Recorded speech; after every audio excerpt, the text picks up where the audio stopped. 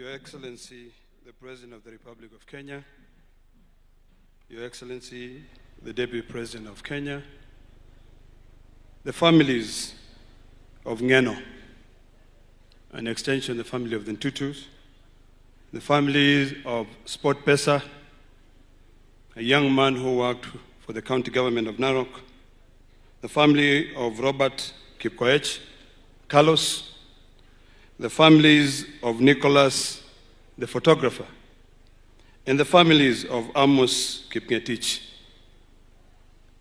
I'm on with you. You know, Your Excellency, kifo ni kitu mbaya sana. If there was a way we could have a conversation with God, ni kumwambie aachane na hiyo kifo. Because it takes the best of the best. Your Excellency, I'm very emotional because I knew Ngeno very well. I've written a small tribute to him, and which I want to read, and then I can say one or two words. And I want the students of literature to pay keen attention to my tribute. I know the speaker, I'm sorry I forgot to mention you, is a student of literature. And here it goes. If hell had a door, I would walk right back and get you, Johanna. Because your fire was never meant to go out this soon. You burned too fiercely, too bright for your people, for your land, for justice itself. Today, Johanna, we stand broken, but not defeated. Because you didn't teach us how to surrender, you taught us how to fight. You taught us to be fiery. You faced eviction, not as a man running from power, but as a shield standing in front of the powerless. From the Mao Forest to the borders of Masai Mara and Kuria, your voice thunders like a storm refusing silence. You carried the pain of your people in your chest and turn it into courage that frighten those who profit from fear. The sky may never claim you in life, in fire, and still, but your spirit, that restless, defiant flame, still walk among us. You have become part of every tree you fought to save, every child you now who knows what it means to belong to the land. Johanna, if I could, I'll storm through the hell itself and bring you back. But you wouldn't only tell me, don't keep fighting, keep standing. And that is what we'll do. Rest now, warrior. We'll carry your spirit into every battle left undone. To the people of Miredikir, Kimen Tongong, Pikich, and Neunokab, Kipsumiet, Menyata, Mirmiriet, Menyin en One. The spirit of Ngong lives in us. And we are determined to make sure that we fight for the right of our people. Your Excellency, I've come to appreciate the fact that life is so frequent. Today you're here, tomorrow you're gone. The most important is for us to work and fight for our people. Ngeno and I had some very interesting times together. When I was busy fighting for our people, he's busy fighting for his people. But there's one thing that I learned from him. Nothing would stop him. Your Excellency, these people of Emuredikir are a special lot.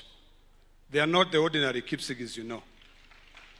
These are fearless people who have always fought for what they believe. They are fully educated, yet they are still behind. Your Excellency, I want to request you to consider fulfilling all those promises that Ngeno had for his people. One, Your Excellency, and I will not be shy to say this, we still have our brothers who are evicted from the Mao forest.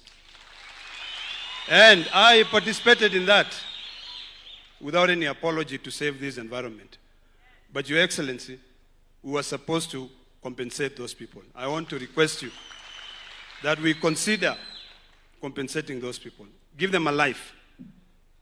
Recently, Your Excellency, there was a couple that trekked all the way to Nairobi wanting to see you. And I spoke to you about it, and you asked that the PS speaks to them. I want to plead with you to consider those people. I've also listened to these families. And Your Excellency, as a senator of Narok County, I want to request you to consider doing something special for these people. Now,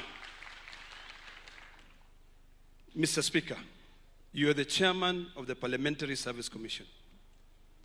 When we went to eulogize Ngong at his home, a young employee rose up and said, there's nothing as bad as waking up on a Monday and not going to work. The problem we have is that we care so much about ourselves. We line our pockets. We protect ourselves with good benefits in Parliament. But the moment one of us is uprooted out of this earth by God, every employee of a senator, of a member of Parliament, is left jobless. Mr. Chairman of the Parliamentary Service Commission, please remember the staff of Ngeno. Find a way. And if there is a way in the PSC, you can pay them for the entire 5-year contract. Because when Ngeno gave them that contract, Kemani, when Ngeno gave them that contract, they were assured of staying for 5 years. So I really want to plead with you to consider them. Finally, Your Excellency, we came by road. The roads here are dilapidated. Please consider, and in fact it was very funny because when we were passing through Bomet, someone stopped our car and said, hii ndio barabara ya kwenda Singapore. And ndio inaenda kwa waziri wa barabara. And we told them, no, we are making strides. So I would like to request that you consider helping us so that these roads, hata ile barabara, ile daraja ilitengenezwa juzi, imeenda tena na maji, so that at least our people who are left behind can be able to continue supporting. This county of Narok and Bomet and all the neighboring counties here are industrious. When you walk around these areas, you see economic development. You see milk in the streets. On the road, you see people carrying fodder. But the problem is that the roads are so dilapidated, they cannot be able to get that food to the market. I want to end by saying we will miss Ngeno. And I think the clergy here, you need to teach us on how to have a conversation with God to suspend death. Thank you so much. Asante Senator wetu wa Narok. Nataka dakika moja tu mama wetu wa county, Mama Tongei.